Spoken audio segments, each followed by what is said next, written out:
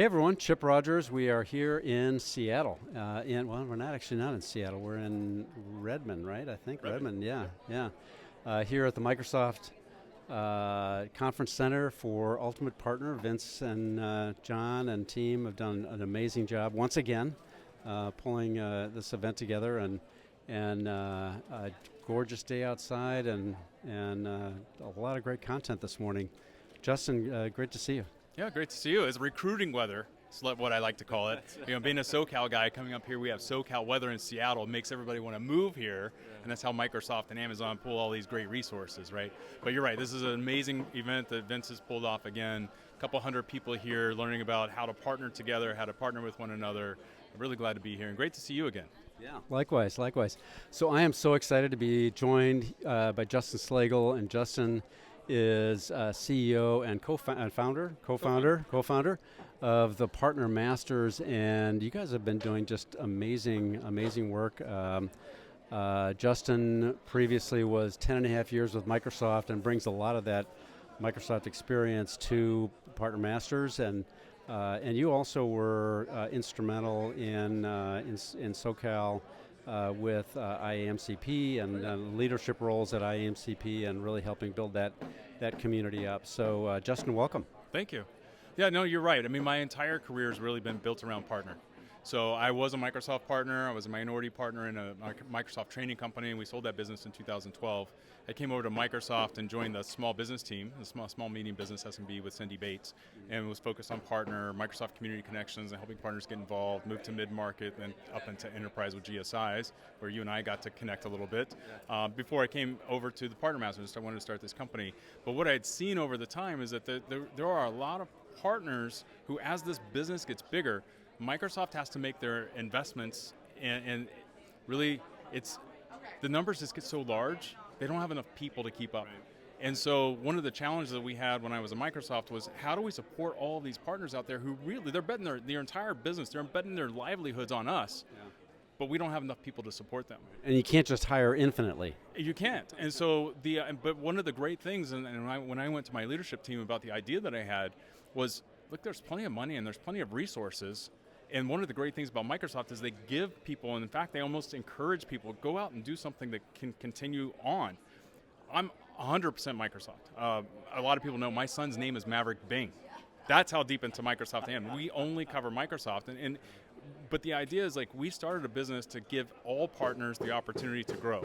So our business is an extension of Microsoft's mission statement. So Microsoft's mission is to empower every person and every organization on the planet to achieve more. Our mission at the Partner Masters is to empower every Microsoft partner to achieve maximum profitability with their Microsoft partnership. So we do that by execution, not just advising partners and saying, hey, go do these couple of things, we'll come back and talk to you and see how you did. Yeah. But we say, hey, you should go do these things, but we also, you've given us access, we'll go do these things for you. And if you can't deliver on doing this certain thing, then we have resources that we can come deliver for you. If you need us to come in and help you get incentives so you can actually win the deal, do some enterprise sales techniques to help you close more deals, whatever it takes to help a partner be more profitable, that's what we do. Yeah. That's fantastic. Really incredible resource, both to the partners, but also to Microsoft.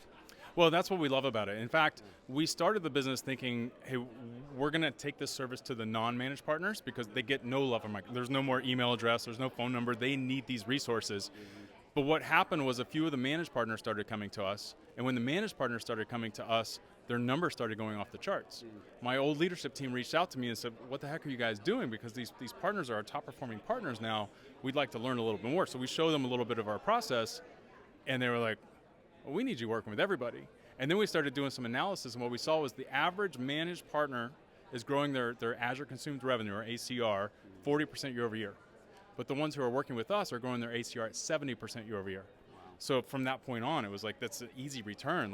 And then the best part is the Microsoft co-op dollars will pay for our services. So it's a win for everybody. Yeah. Well, and it's been very successful. You've now grown, you're only 2 years old, and you're now up to 30 professionals in the team? Yeah, exactly. So yeah, just over 2 years old, 30 people on the team across. Like we have an operations team, we call them partner profitability executives that are similar to like a Microsoft partner development manager who are working with and executing with the partners. We have a new division of the company called the 𝗙𝗏𝗃𝗃𝗃, which is our delivery arm. So we don't go direct to customers, but we work through our partners that are in our channel, and if they need a cybersecurity expert, if they need somebody they don't have data people and they need somebody to come in and do a fabric project, the 𝗙𝗏𝗃𝗃𝗃s can come in and deliver on their behalf. Yeah, that's fantastic. So without giving away the secret sauce, what are some tips that you can give to any partners, Microsoft partners, listening that they should be, that they should be thinking about when, to be more successful working with Microsoft, either in co-selling, working in the marketplace, whatever? Well, I think one of the things that you're probably going to see a lot from me and my team, so I'll give you a little sneak preview, is in the MSIM stages, so the Microsoft Customer Engagement Methodology. Everybody forgets about the first step, or maybe they don't forget about it. The first step is listen and consult, okay? And I don't think everybody truly understands what that means. And so in the listen and consult stage, people just think, okay, well, that's marketing, and we're listening to our customers, and then we move on, and we're good with assessments, and we're good with delivery, and we're good with optimization, we're good with all the other stuff that goes with it. But the key to co-selling with a Microsoft field person is actually in listen and consult. Because if you're a Microsoft account executive or an ATS, and I'm a partner, and I say, hey, I have a great assessment, and I have great delivery capabilities. Well, that's great, but all these other partners are bringing me all these opportunities. I can't bring you into those. So if you can partner with an account executive and show them how you're really good with listen and consult and all the white space accounts that they have, and you can go to those customers and you can deliver the workshops and you can deliver whatever it might be to get them to be interested, then that team can work with you. So that's one of the keys that we found, and one of the things that we're going to be really pushing with our partners and potential other partners that are out in the community. If you really get really good with listen and consult, you can unlock co-selling with Microsoft. That's fantastic. It's such a simple but a really important first step. Exactly. Yeah. So love to partner with you on this and partner with the people who are listening today. But if you can master this step, I truly believe that it can unlock what everybody really wants is how do I get more leads from Microsoft? It's hard to get leads from Microsoft when another partner brought them into a deal, because that's mostly what happens in Microsoft with the account teams. It's other partners who bring them into opportunities, they're already in accounts and so forth. You want to figure out how do I partner with them on where they're not already engaged. Listen and consult, that's it. Yeah, that's fantastic. So what are some of the things here, we're all here at the Ultimate Partner event. What are you hoping to achieve and get out of today and tomorrow? Well, for us, it's just about engagement.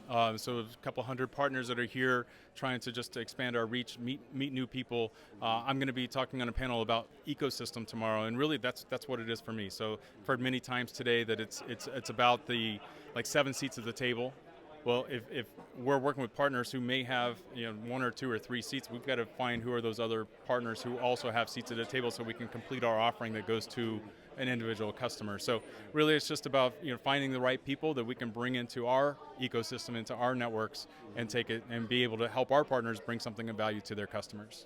And so would those be typically, are they typically software providers or services, or within certain verticals or horizontal solutions, or what would they typically be, or all of the above? Yeah, no, it's going to be all of the above, right? Because you need to have a licensing provider.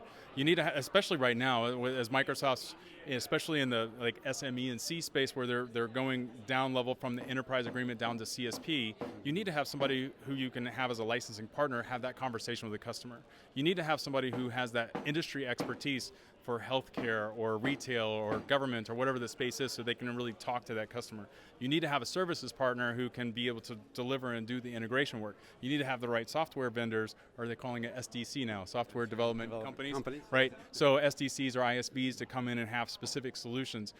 You need to have analysts who can help provide some insights into this. So there's so many different facets of it, and I think that's one of the things that we're trying to help unlock for partners, is to understand you have to be specific. In fact, I was talking with one of the partners earlier today. One of the challenges that I see for services partners is that they try to do everything. And the difference, and he gave an example of a manufacturing company it's hey, I've got this product and I need to buy these things to go into my manufacturing plant, and then I can be successful. Well, an MSP or a services partner, they might get a SharePoint opportunity, an Exchange migration, and then maybe a data project and a Power BI project, and they're like, oh, my pipeline's huge, but they can't close anything because they don't have that product. So being product focused, even as a services partner, and say, this is my lane. I do cybersecurity solutions with Microsoft. I do Fabric and Power BI. I do AI, whatever those things are. That becomes really important to know what is your product. And then whatever is not your product, find other partners who can come to the table and they can refer you in for what you actually do. And so then you can look at it more of like manufacturing, but I have to have that product. So have that mindset as SDC or an ISV, even if you're a services partner, is really, really big. I love that. Yeah, very specific, memorable, right? So that the field, so that as you engage with the field, that you occupy a position in their sort of mental model.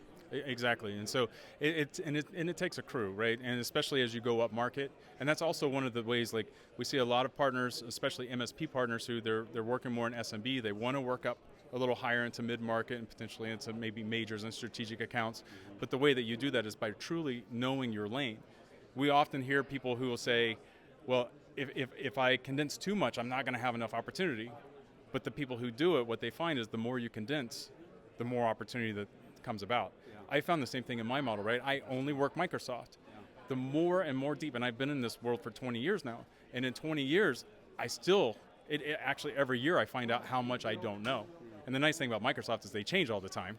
And so here we're coming up on July 1st when everything's going to change. It's going to change again. So it just makes it an ever-changing model. But the great thing for partners is that it also changes for customers, right? The products change. Nicole just announced this morning that the licensing just changed for CSP, so now you can sell three-year subscriptions for CSP. So what does that mean for a customer, and what are the entitlements that they might get for doing 3 years as opposed to 1 year? But Microsoft changing creates opportunity. It creates opportunity for me to help partners. It creates opportunities for partners for their customers. There's so much goodness that comes in the model that we live in. It's fantastic. Justin, thank you so much for taking some time today and sharing your thoughts and a lot of great knowledge and tips and also congrats on the success of the Partner Masters. You guys have done phenomenal. Thank you for having me. I appreciate you reaching out.